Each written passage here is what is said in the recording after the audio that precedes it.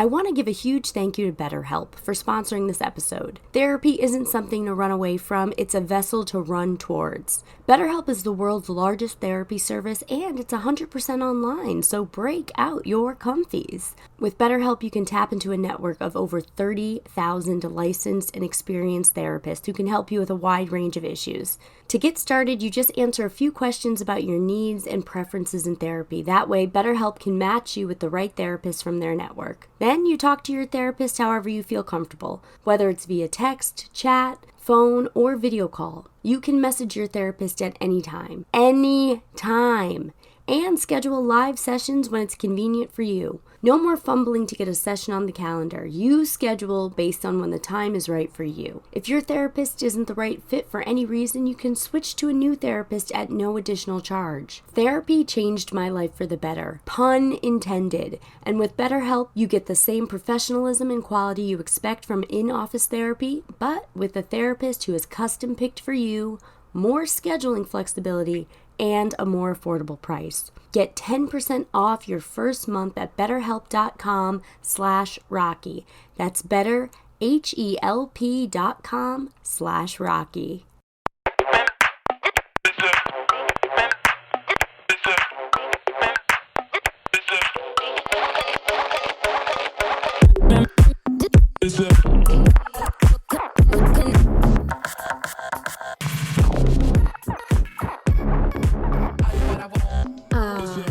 The giving season. That's what we're in, people. I know December got here quicker than you could have even imagined. And I have some things to say about the giving season. First of all, Karens are out and about. That's right. They're in stores yelling about cashiers because their coupons are expired and they still want them to work. They're at Broadway shows screaming because they have to pay for their carriage at a coat check. They're in line with their children, ready to meet Santa Claus, realizing once they get to their local mall that mall Santa is somebody they fucked in high school. Then immediately having a spiral midlife crisis. How could I have fucked the future mall Santa? And the rest of us have to pay for it. We're in the wrath of Karens. This is their season. And since I'm back on my bullshit, I'm here to tell you how we balance out the Karen consciousness. You have to be a good person. That's right, you listening right now. Something sent you here to my podcast. Maybe it was divine intervention. Maybe it was the Apple reviews. Whatever it is, you're here and you're here to hear this message. This giving season, you be good. I've seen a lot of gross, mean stuff lately. I've seen insecure women lashing out at other women. One of the ways you can be good this holiday season, if you pass someone hungry on the street, maybe they even have a child with them. And I know you might be thinking, Rocky, you're saying that so blasé. You're saying that so laissez-faire. Well, it's the truth, isn't it? Aren't we surrounded by people who have nowhere to live, who are begging for food on the streets, and sometimes they have kids with them? If you're walking past someone like that and you got an extra second, maybe you buy them a slice of pizza.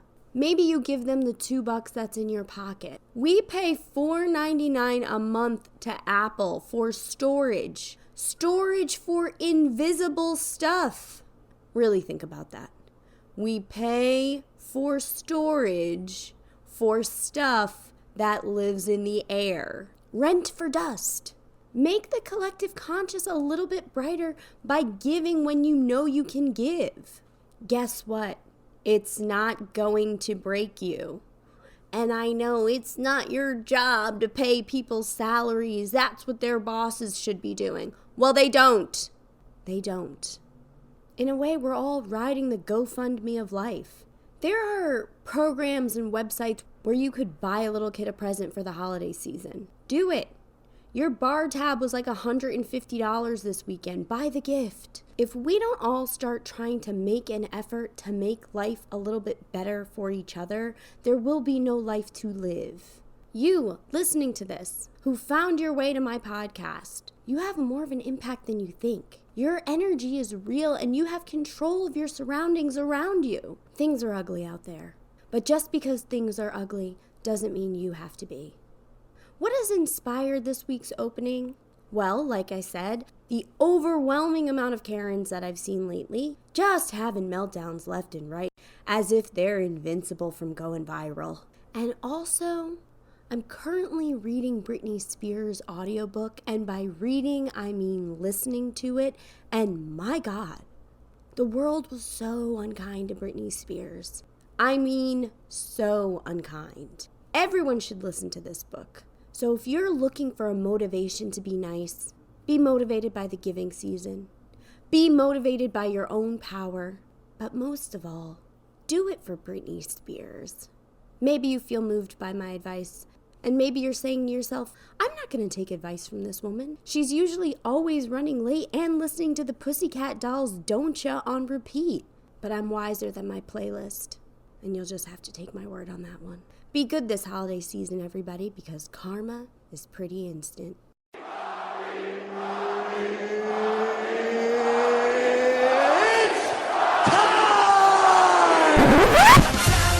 Time for Duh.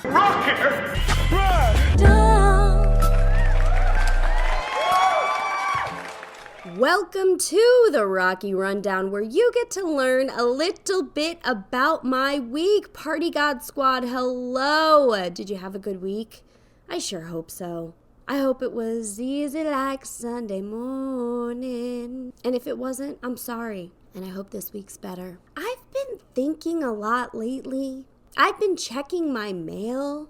And I say to myself, where is it? Where is my invitation to the White House to receive my Nobel Peace Prize for the amount of lantern flies I've killed this year? I mean, I was an assassin. What's up, baby? Take me out to dinner. Hey, yo! And yet no letter. I guess there's still a couple weeks left in the year, but just a reminder, I killed like 100 of them, which is really like 100,000, which is really an accomplishment. I have something to admit, though. I never did any personal research on lanternflies and why they were so bad. I just kind of went by word of mouth. Imagine if lanternflies aren't bad at all. It was just a rumor started by somebody who hates lanternflies. Maybe a lanternfly ruined their first date. Maybe a lanternfly ruined their child's first communion. Or maybe a lanternfly spilled hot soup on them. And here we all are, blindly following this lanternfly rhetoric that they must die. Or they actually do kill a bunch of crops and trees. I choose to believe that that's the way of it. But I'm still waiting for my award. Another thing I could be awarded for this week is how much red wine I consumed on a Tuesday. I think I have to break up with red wine, everybody. It's not it, it's me. Or maybe it's it. I don't know. I had 3 hefty glasses Tuesday night. You know when the night gets away from you and you're having a good time and you're having laughs and you don't want to leave. It's cold out, so you order red wine. I lost most of my day Wednesday. Is that too raw? Is that too real? That's the truth behind wild nights. Sometimes, if you have too much red wine, you lose your day. Well, I didn't lose the whole day, but I lost a little bit of it. I broke a lot of cardinal rules, so I didn't eat dinner, and I didn't drink a lot of water. I know you look at me and you see this invincible specimen of a raw, authentic woman who can in fact handle her red wine. Well, I'm here to tell you red wine is different. Tequila is my only friend in my mid-30s when it comes to liquor.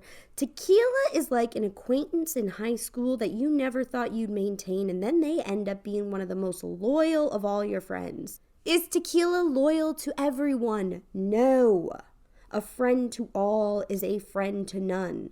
But I was out for most of Wednesday, and I'll tell you one thing, tequila has never done that to me. 2 shots or 12 shots, tequila has never done that to me.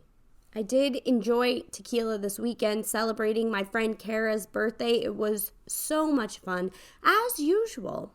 You see, I've been celebrating Kara's birthday with her for years, and I started to reflect back on the evolution of it.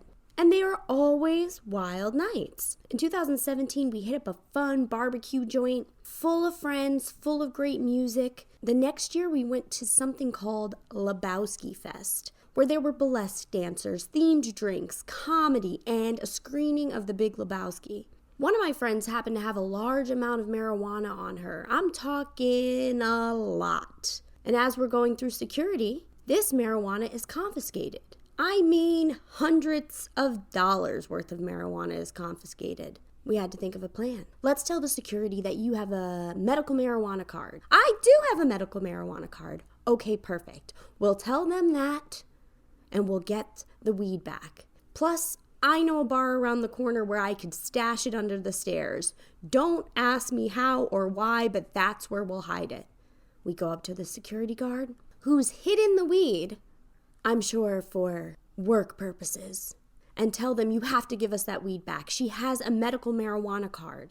So they dig in the trash, air quotes, give us the weed back. I run around the corner and I hide it in my hiding spot, and we go about our life. Unforgettable birthday that year. The next year was the first double birthday celebration between her and my friend Katie, whose birthday is this week as well. Let me tell you something about the double birthday. If you've got a bestie and you guys have birthdays near each other, it is so much more fun to celebrate together. I used to not think that way. I used to think, no, your birthday is just for you and you should be the only one celebrating. But no, celebrating with friends is so much richer. And thus that year began the birthday tradition of them celebrating together. Well, until 2020 when we had COVID and they couldn't celebrate together. But that year was epic too because Kara threw a socially distanced stoop party. That's right, everyone was separated by homes 6 feet apart on her brownstone stoop. That's how you know you love somebody. You go to their brownstone stoop birthday party in the middle of winter in a pandemic. I guess it was technically fall, but I'm not a seasonologist. It felt like winter. But the next year, the two were back to celebrating their birthday together. It was December 2021, and we went to a 90s night dancing. And we danced our little hearts out, and it felt gross. Yeah, the music was right. Yeah, the company was perfect, but guess what? We were still a little in the pandemic, and it was still a little Omicron-y, and everyone got COVID. Except for me. Some people might say, well, Rocky, you might have been asymptomatic. Maybe you gave it to everyone. And to that I say no. I was invincible to COVID until March 2022. So it wasn't me. It picks the people it wants to poison and it stays that way. But will we ever forget that epic birthday party where we danced our asses off, had so much fun before Omicron hit? No, we won't. The next year was a disco party that I'm sure I covered in last year's episode. What I'm trying to say, it's fun to celebrate your friends throughout the years. It's fun to have wild nights with wild people. And this weekend we had a VIP table in the front of the bar. Great group of people. Kara almost burned the bar down because she was given trick candles. Legally, that's all I can say about it. But is it even a party if you don't almost burn the bar down? No. No, it's not. So if you have friends who you're lucky enough to celebrate their birthdays with, go all out. They deserve it, and you deserve the memories. Make it wild, baby. Speaking of wild, I was invited to a top secret party. I'm gonna have to talk a little bit in code because that's showbiz, kid. And I want to just preface it with this. And I've said stuff like this before, but I want to say it again till it sticks on your brain like gum on the bottom of your shoe. Let's start here. Follow your dreams. 3 years ago, I was stuck in a house with a passion to entertain and a deep desire to make people laugh. And I created arguably the most timeless and fun-filled wild podcast known to humankind.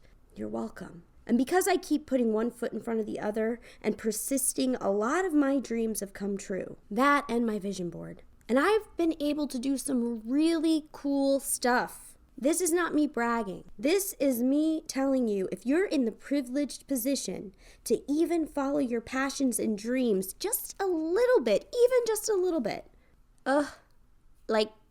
totally do it. I was invited to a top secret party. Let's just say that 2 of comedy's biggest male comics were throwing it. Nothing short of heart and soul. Solid as a rock when it comes to joke writing. I may have even acquired a poster for myself. I'm leaving here with something. You know what I mean? I'm from around the way. I'm leaving with something. Swag bag not necessary. Last year, if you asked me if I'd be attending such an event, well, I would have believed you, but I never would have been able to tell you how. Now I know how, because I follow my feet.